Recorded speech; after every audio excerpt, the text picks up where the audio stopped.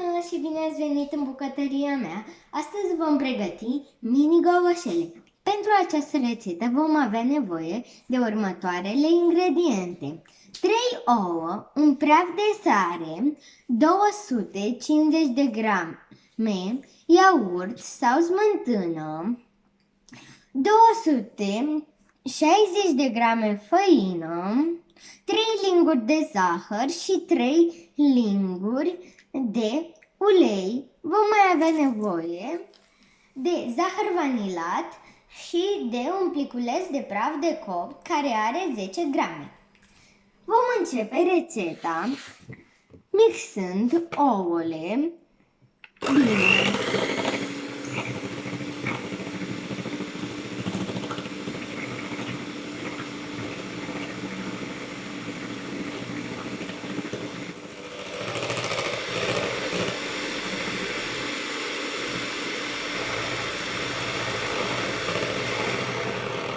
După aceea trebuie să adăugăm zahărul.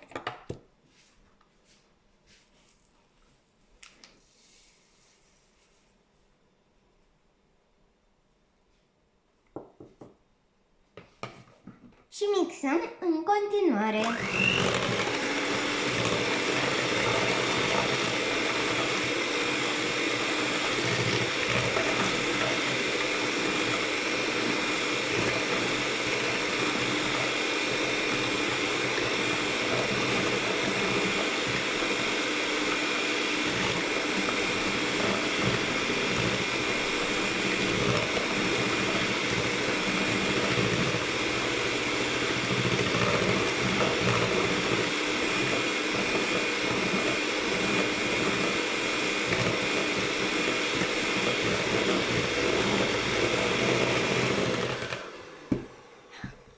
În afară de aceste ingrediente vom avea nevoie pentru ornat toppinguri.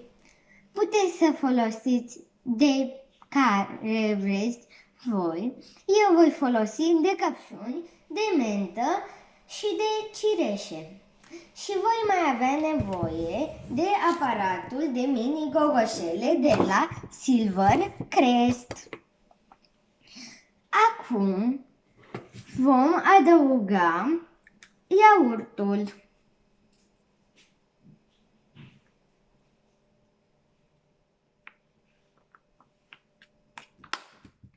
Iaurtul trebuie să fie la temperatura camerei sau smântâna.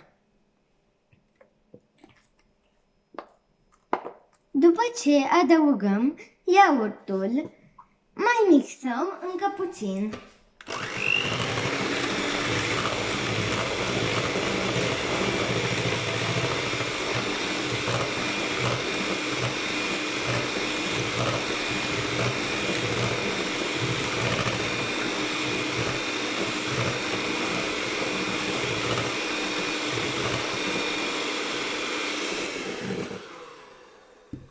Acum adăugăm uleiul.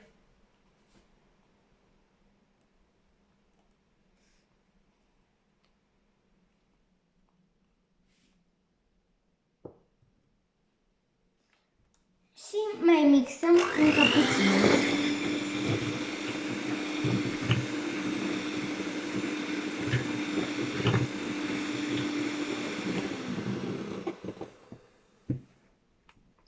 Adăugăm făina acum și după aceea praful de copt și zahărul vanilat. Praful de copt.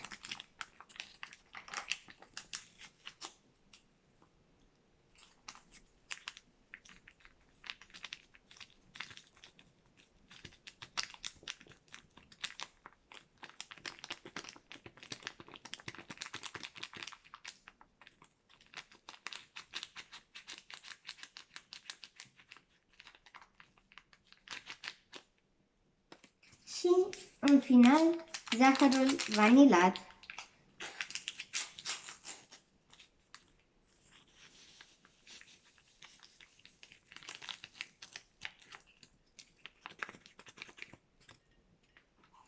Vom da mixerul deoparte și acum vom începe să amestecăm cu o spatulă.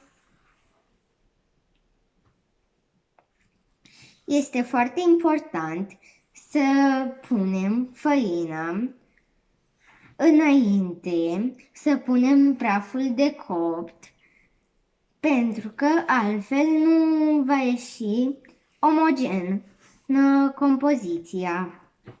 Și amestecăm în continuare.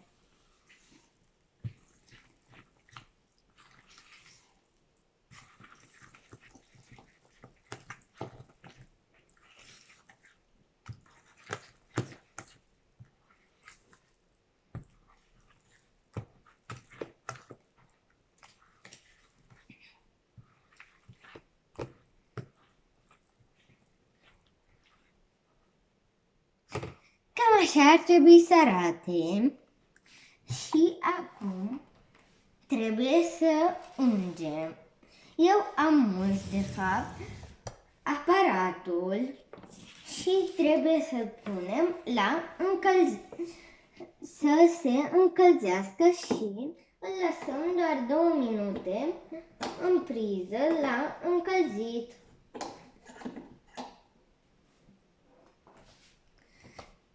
Revenim după ce sunt gata. La revedere! Pentru un moment! Am revenit și acum compoziția este într-un poș cu dui și vom pune compoziția în aparat. Important este să folosim un poș și să nu punem multă compoziție în găurele, pentru că va da pe afară și se va lipi. În al doilea rând, trebuie să se preîncălzească aparatul înainte de folosire și trebuie uns cu ulei sau puțin unt. Eu voi folosi aparatul Silvercrest, care îl găsim la Lidl. Este foarte bun. Are garanție 2 ani cu bonul.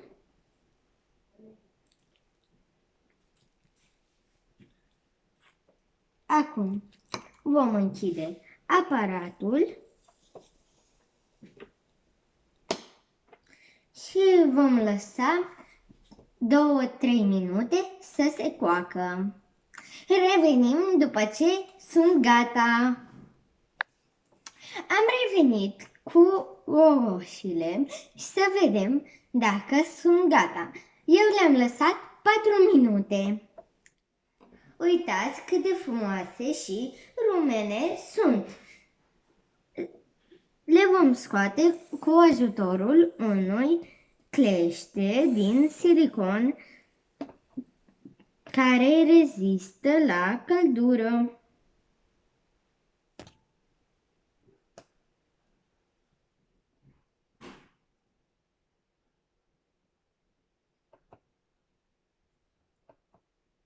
Îl scoatem. Se scot foarte ușor pentru că am folosit puțin ulei și am uns forma. Le scoatem și pe restul acum.